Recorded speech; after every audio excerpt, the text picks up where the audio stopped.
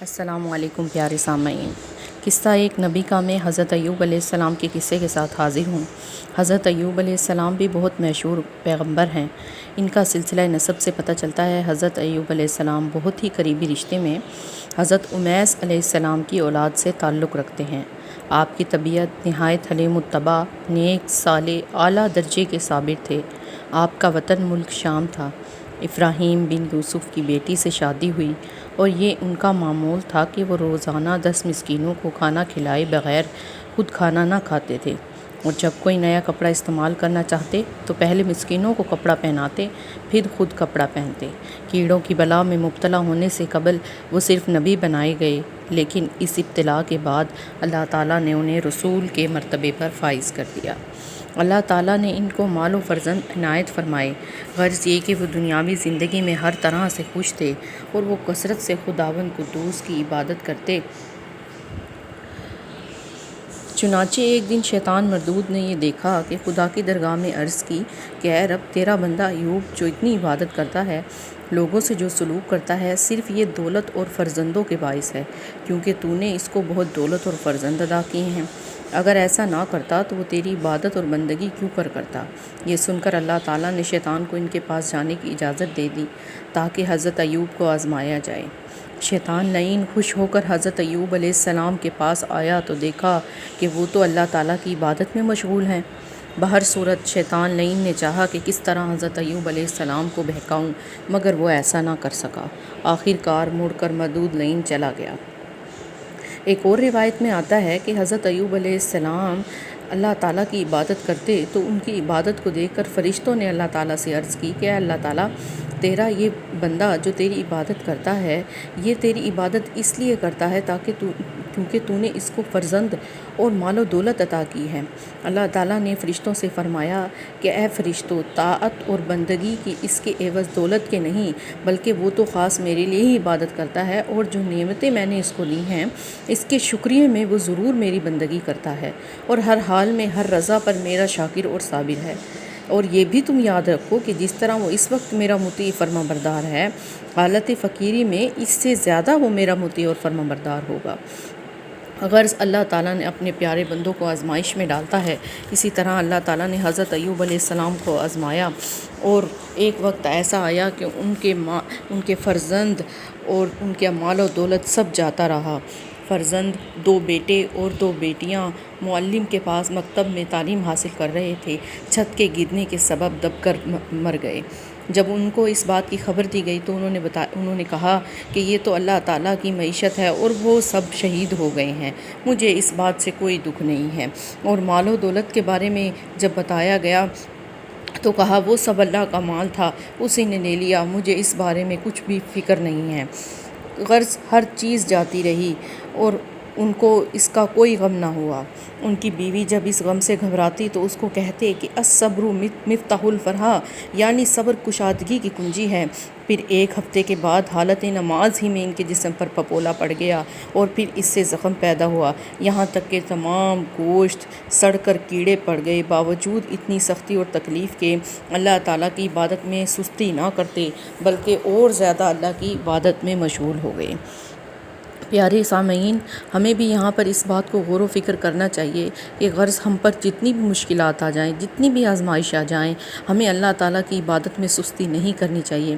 ہمیں ہر وقت اس کو یاد کرنا چاہیے اور اس کی عبادت میں کمی نہیں کرنی چاہیے۔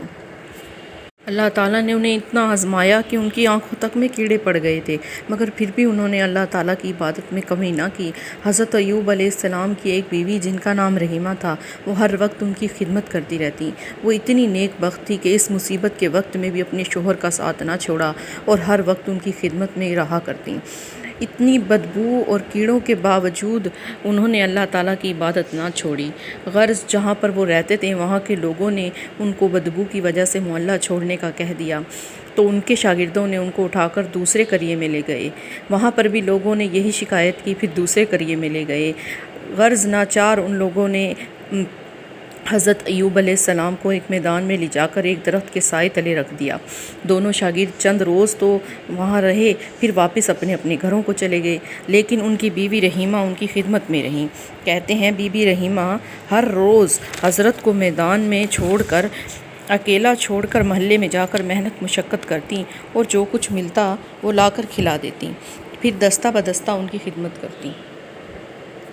ایک دن کا ذکر ہے، اپنی عادت کے موافق وہ وہاں سے نکل کر گاؤں گئیں اور وہاں پر محنت مشقت کے لیے کر کے تاکہ اپنے شوہر کو کھانا کھلا سکیں، مگر اس دن کسی نے بھی انہیں مزدوری پر نہ بلایا۔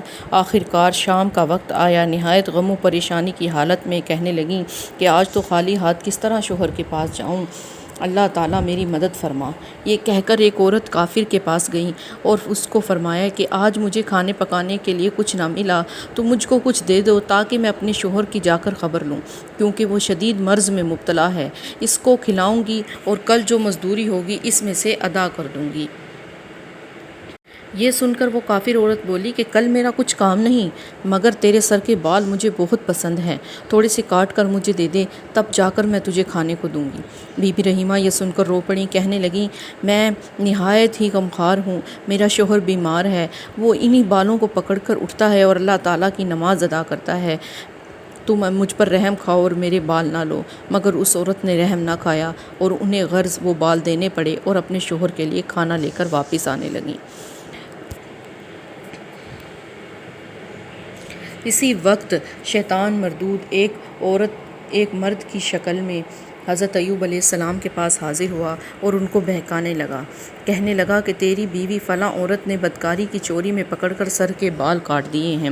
حضرت ایوب یہ سن کر بہت غمگین ہوئے، اسی پریشانی کی حالت میں وہ بہت روئے۔ کہتے ہیں اس بات کو سن کر جس قدر روئے تھے، 18 سال کی بیماری میں بھی اس قدر نہ روئے تھے، مگر شیطان کی تہمت دینے سے اپنی بیوی پر رونے کا اتنا غم انہوں نے لیا کہ انہوں نے قسم کھا کر عہد کیا کہ اگر میں اس بیماری سے آرام پاؤں گا تو اپنی بیوی رحیمہ کو 100 درے ماروں گا۔ کچھ روایات میں اور قصے بھی مشہور ہیں، انشاءاللہ آئندہ ان کا ذکر کروں گی، وقت کی کمی کے باعث کچھ اسی طرح عرض کر رہی ہوں۔ اسی غم میں رو رہے تھے کہ ان کے جسم سے 2 کیڑے نکل کر باہر گر گئے۔ حضرت ایوب علیہ السلام چونکہ بہت غمگین تھے، انہوں نے اس غمگینی کی حالت میں ان دونوں کیڑوں کو اٹھایا اور واپس اپنی جگہ پر رکھ دیا۔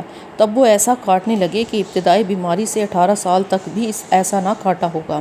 تب جناب باری تعالیٰ کی بارگاہ میں عرض کی حضرت ایوب علیہ السلام نے کہ ربی انی مسنی الضر وانت ارحم الراحمین۔ قرآن پاک میں اللہ تعالیٰ نے اس کا ذکر فرمایا ہے اور کچھ یوں عرض کی ہے وَأَيُّوبَ إِذْ نَادَىٰ رَبَّهُ أَنِّي مَسَّنِيَ الضُّرُّ وَأَنتَ أَرْحَمُ الرَّاحِمِينَ۔ اور ایوب نے پکارا جس وقت اپنے رب کو، الہی بے شک پہنچا ہے مجھ کو درد اور تو ہے مہربان رحم فرمانے والا۔ تب حضرت جبرائیل علیہ السلام آئے اور حضرت ایوب سے عرض کیا اے ایوب تم کیوں روتے ہو؟ انہوں نے کہا اس کیڑے کے کاٹنے سے بےتاب ہوں اور میں 18 برس میں بھی ایسی تکلیف نہ ہوئی جب اب ہوئی ہے۔ حضرت جبرائیل علیہ السلام نے ان سے کہا کہ اے ایوب تم نے تو آپ سے اس مرض کو مانگا تھا، جو کیڑا آپ کے زخم سے باہر ہو گیا اس کو بھی تو نے اپنے اٹھا کر ڈال لیا، یہ تکلیف تو تیری خود کی حاصل کی ہوئی ہے۔ تب حضرت جبرائیل علیہ السلام نے ان سے کہا کہ اٹھو اس حال میں کہ تم اپنے رب کی راحت دے دی، اللہ تعالیٰ نے تم کو اور تمہاری پریشانی دور کر دی۔ تب حضرت جبرائیل علیہ السلام سے حضرت ایوب علیہ السلام نے کہا کہ میں کیسے اٹھوں؟ تو حضرت جبرائیل علیہ السلام نے ان سے کہا کہ اپنا پاؤں زمین پر مارو، جب وہ پاؤں مارو گے تو اس میں سے چشمہ نکلے گا، اس پانی سے نہانا، اللہ تعالیٰ تمہاری ساری بیماری دور کر دے۔ پیارے سامعین، یوں حضرت ایوب علیہ السلام کی بیماری کو اللہ تعالیٰ نے دور کر دیا اور ان کو راحت اور سکون عطا کیا۔ اللہ تعالیٰ اپنے پیارے بندوں کو اسی طرح آزماتا ہے اور ان کی آزمائش لیتا ہے، تو ہمیں بھی چاہیے کہ ہم ہر وقت اللہ تعالیٰ کا شکر ادا کرتے رہیں اور اس کی بھیجی ہوئی آزمائشوں سے اپنے آپ کو غم اور پریشانی میں مبتلا کرنے کے بجائے اور زیادہ اللہ تعالیٰ کی عبادت کریں۔ اللہ تعالیٰ حضرت ایوب علیہ السلام کے وسیلے سے ہم سب کے اوپر یہ جو کرونا وائرس کی بیماری آئی ہوئی ہے اللہ تعالیٰ اس کو دور فرمائے، اور جو بیمار ہیں اللہ تعالیٰ ان کو شفائے۔ السلام علیکم پیارے سامعین، قصہ ایک نبی کا میں حضرت ایوب علیہ السلام کے قصے کے ساتھ حاضر ہوں۔